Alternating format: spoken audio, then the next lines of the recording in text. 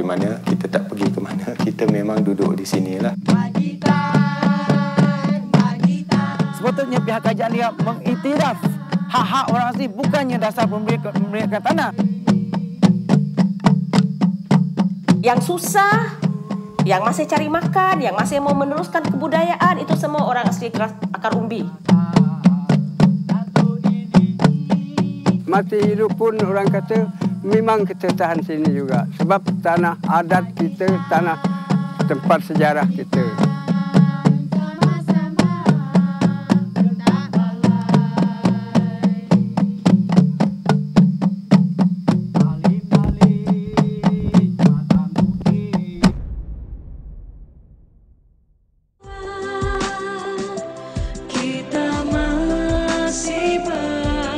Pada 31 Ogos 2010, negara menyambut Hari Kemerdekaan ke-53 dengan penuh kemeriahan.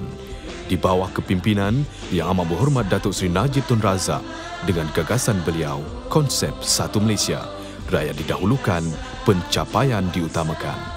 Dalam keasyikan mencanang gagasan tersebut, ramai yang tidak tahu ada golongan yang tertindas di dalam gagasan tersebut, iaitu orang asli.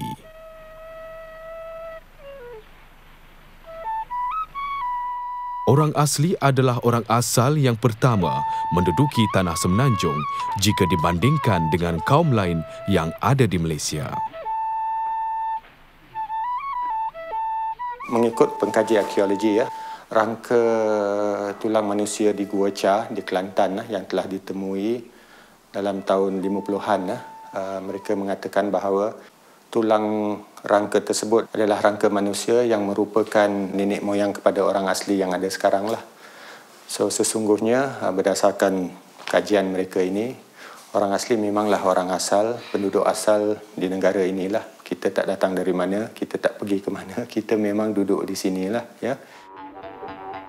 Menurut buku Perang Sangkil yang ditulis oleh Mahat Cina, Perang Sangkil atau Perang Rawa ini berlaku dalam tahun 1870-an. Golongan orang asli tua masih ingat cerita-cerita ngeri kejadian masa lampau seperti Perang Rawa, di mana orang asli dibunuh kejam dan dimakan hidup-hidup oleh orang Batak dari Sumatera. Dia bawa dengan orang Batak ni, diburu orang kita.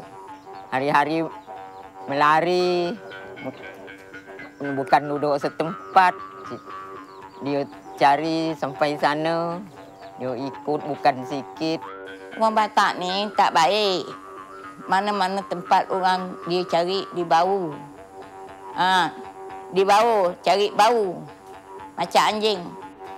Sampai kat rumah kurungan, dimasuk orang kita ni di dalam rumah kurungan, diasapnya bawah. Apabila orang kita ni dah mati lemas, dia orang buka pintu, dilapah makan. Makan. Satu lagi perang yang telah menyebabkan orang asli ramai yang telah terbunuh semasa darurat apabila komunis memberontak di tanah Semenanjung sekitar tahun 1948.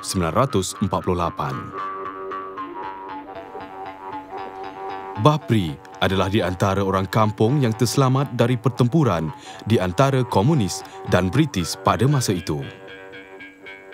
Langsung dia orang tembak macam ni. Dekat saya orang. Bapa saya kena sini. Dia tanya dekat saya, mana Pak Cik? Itu saya kata, dah tumbang. Gerak dia kata, gerak. Kita lari. Macam ni dia tumbang. Datang pula satu orang besar Melayu. Nama dia Engku Denan. Orang dulu lah.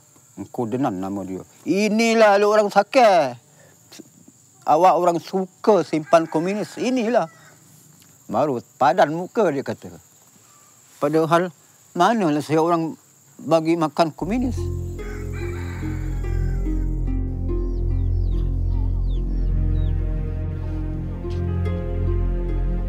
Ramai orang asli yang telah menderita dan terbunuh dalam perang itu, tetapi bilangan mereka tidak diketahui dan langsung tidak ternyata dalam buku sejarah kita. Sejarah penindasan terhadap orang asli ini diturunkan dari generasi ke generasi secara lisan oleh nenek moyang. Merdeka! Setelah kerajaan British menyerahkan kuasa pentadbiran mereka kepada Parti Perikatan, Ordinans 1939 yang selalunya melindungi dan menjaga hak orang asli khususnya di Perak digantikan dengan polisi baru yang dipanggil Akta 134 bagi keseluruhan orang asli di Semenanjung. Kebanyakan perkara-perkara yang terkandung dalam Akta 134 lebih berbentuk mengongkong, mengawal kebebasan orang asli dan menghalang orang asli daripada memiliki hak ke atas tanah adat secara kekal.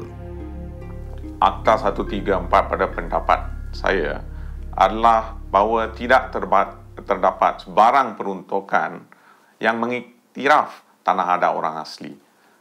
Ini bermaksud bahawa orang asli tidak mempunyai sebarang hak di bawah akta itu terhadap tanah adat mereka. Tambahan pula, Seksyen 33 Akta 134 memberi kuasa kepada kerajaan untuk memutuskan sama ada seorang itu orang asli ataupun tidak. Adakah kerajaan memutuskan sama ada seorang itu India ataupun Cina? Tetapi bagi orang asli, undang-undangnya lain pula. Jawapannya senang. Akta ini adalah akta yang diluluskan pada zaman darurat yang telah pun tamat pada 1989. Peruntukan-peruntukan yang terdapat pada dalam akta tersebut pada masa kini tidak sesuai dan sepatutnya dimansuhkan. Akta 134 pada pendapat saya secara amnia bercanggah dengan piawai antarabangsa seperti terkandung di dalam Deklarasi Hak Orang Asal Sejagat, di mana kerajaan Malaysia telah menyokong deklarasi tersebut pada tahap antarabangsa.